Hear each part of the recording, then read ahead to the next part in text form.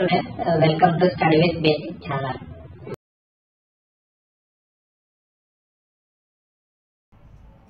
ఇప్పటిదాకా మీరు క్వశ్చన్ చూసే ఉంటారు. నిన్న మనం స్ట్రేట్ లైన్స్లో సర్కంసెంటర్ ఎలా కనుక్కోవాలో చేసాము. ఇప్పుడు అదే స్ట్రేట్ లైన్స్లో ఆర్థో సెంటర్ ఎలా కనుక్కోవాలి, ట్రయాంగిల్ వర్టిక్స్ ఇచ్చి ఆర్థో సెంటర్ కనుక్కోమంటే ఎలానో ఇప్పుడు మనం చేస్తున్నాము. మీరు స్టార్టింగ్ క్వశ్చన్ చూసారు కదా, మళ్ళీ ఒకసారి క్వశ్చన్ చూసుకోండి, ఓకేనా. ఇప్పుడు ఇక్కడ దీంట్లో మనకి ఏమని ఇచ్చారు, నేను క్వశ్చన్ చదువుతున్నా, వినండి. Find the ortho centre of the triangle with the vertex -2, -1, 6, -1 and 2, 5 3 vertex ఇచ్చారు. ఇప్పుడు ఆ వర్టెక్స్ని మనము ఏబిసి అనేది మనం ఇండికేట్ చేసుకుందాం. ఏ వచ్చేసి ఏంటిది -2, -1, బి వచ్చేసి 6, -1, సి వర్టెక్స్ వచ్చేసి 2, 5.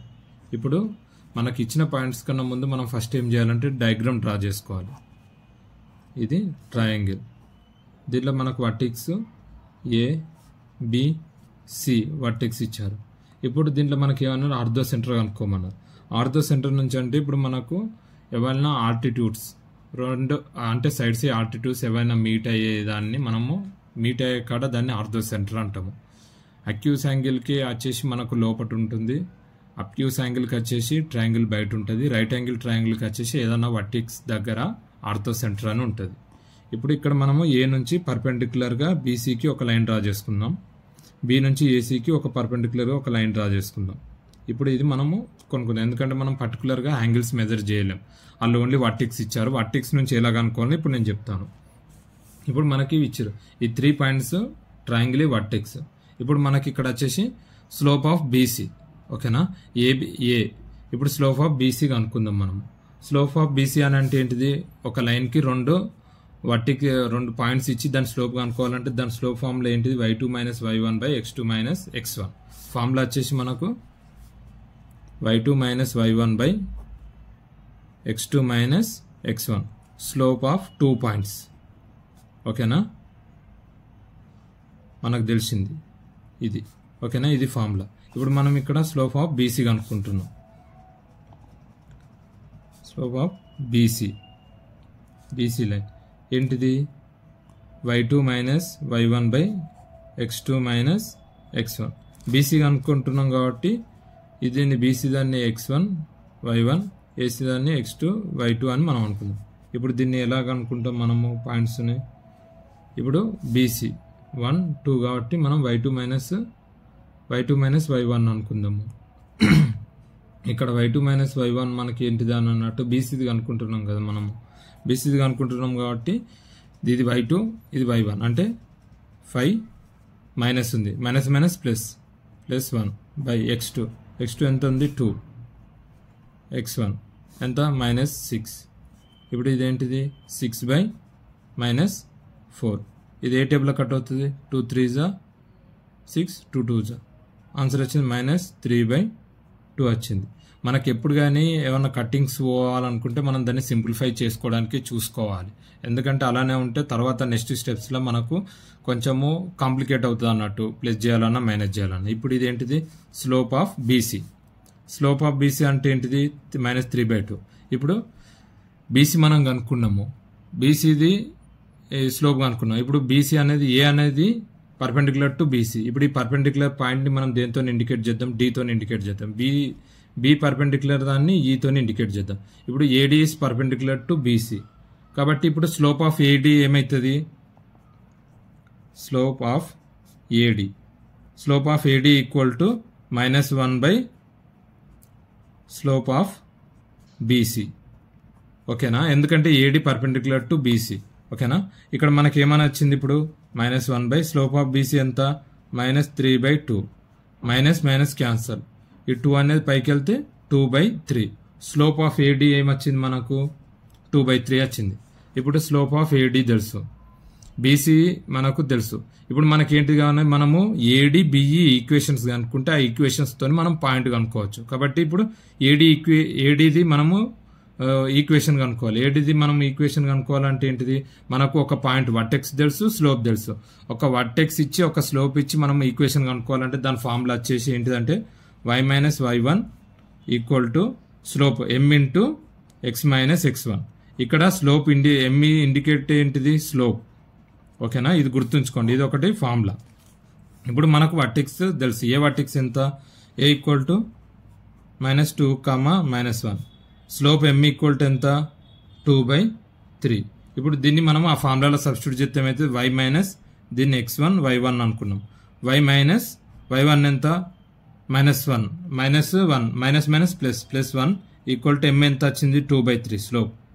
తర్వాత x equal x minus x1 ఎంత? -2 మైనస్ ప్లస్ అంటే +2. ఇది మనకు వచ్చింది. ఇప్పుడు దీన్ని సింప్లిఫై చేసుకుందాం. 3 ఇటు మల్టిప్లై చేస్తే 3y + 3 ఈక్వల్ టు ఈ 2 లోపలికి మల్టిప్లై చేద్దాం. 2x + 2 2 4.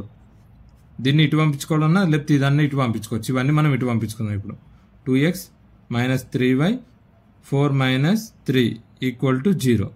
4 - 3 ఎంత? 4 - 3 1. 2x - 3y + 1 equal to 0. ఇది వచ్చేసి ఏంటిది? ఇది మనకు వచ్చేసి ఏడి ఈక్వేషన్ అన్నట్టు. ఇప్పుడు దీన్ని ఈక్వేషన్ 1 అని మనం అనుకుందాం. ఓకేనా, ఇక్కడ వరకు మీకు అర్థమైంది అనుకుంటున్నా నేను.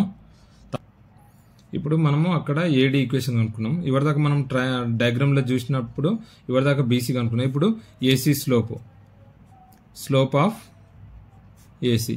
స్లోప్ ఆఫ్ ఏసీ అంటే same formula y2 - y1/x2 - x1. అంటే మనకు 2 పాయింట్స్ ఇచ్చి దాని స్లోప్ కనుక్కోవాలంటే ఇది ఫార్ములా. ఎప్పుడు కానీ గుర్తుంచుకోండి, వర్టెక్స్ ఇచ్చి దాన్ని మనకు 2 పాయింట్స్ కనుక్కుంటే మన స్లోప్ కనుక్కోవాలి అని అంటే y2 - y1/x2 - x1 అది కామన్.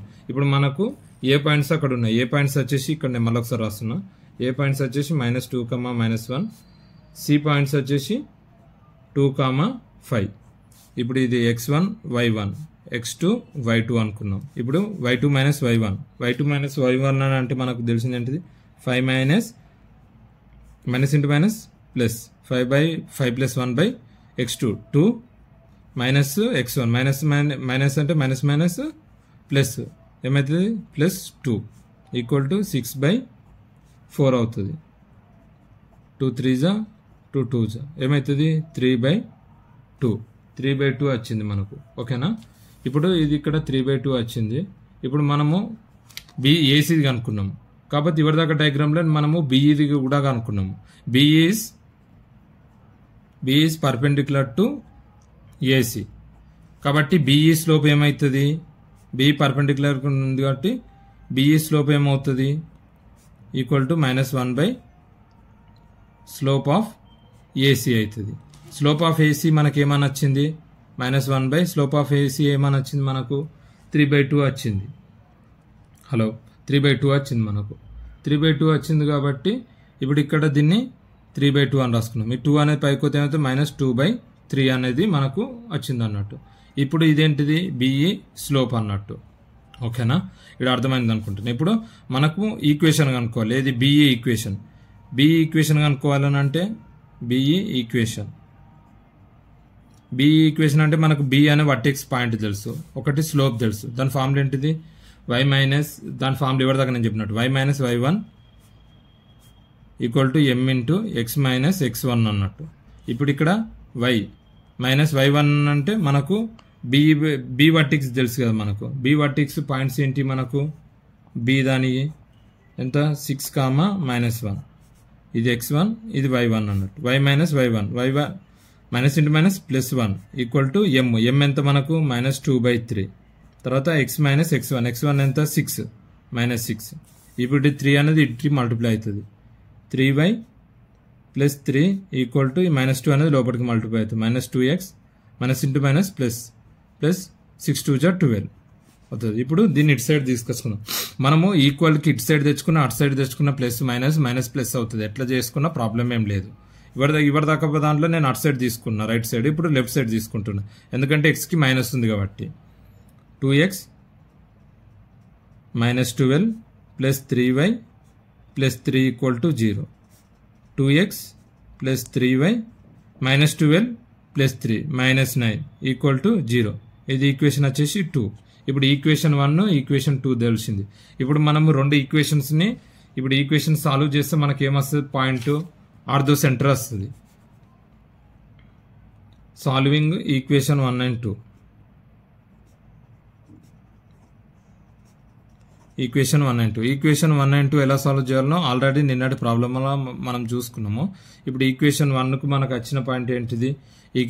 ఇక్కడ ఈక్వేషన్ 2 ఉంది. ఈక్వేషన్ 1 కూడా ఇక్కడ రాస్తున్నా చూడండి మీరు. 2x - 3y + 1 = 0. ఇది ఈక్వేషన్ 1. ఇప్పుడు ఈ రెండింటిని మనము x, y, 1 కాన్స్టెంట్. నిన్న మనం ax + by + c = 0 అన్నప్పుడు మనం ఏం రాస్తాం?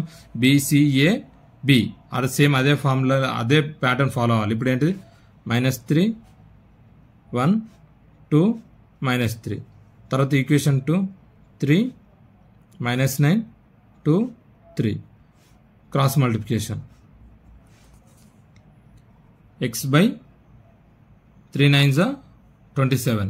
Minus into minus plus 27. 3 1s are 3 minus 3 equal to y by 2 1s are 2.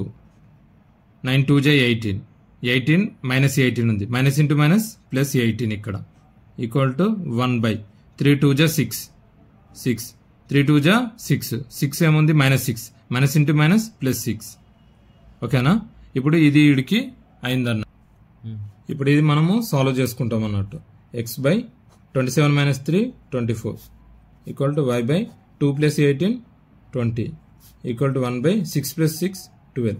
నిన్న నేను చెప్పానట్టు ఎప్పుడు కానీ నార్మల్గా మనకు ఇక్కడ కాన్స్టెంట్ ఏముంది? ఇక్కడ మనకు 1/12 ఉంది. అందుకే ఎప్పుడు కానీ వేరియబుల్ ఉన్నట్టు x by 24 అనేది 1/12కి కాన్స్టెంట్ తోని మనము కంపేర్ చేసుకుంటే మనకి x కానీ y వాల్యూ కానీ వస్తాయి.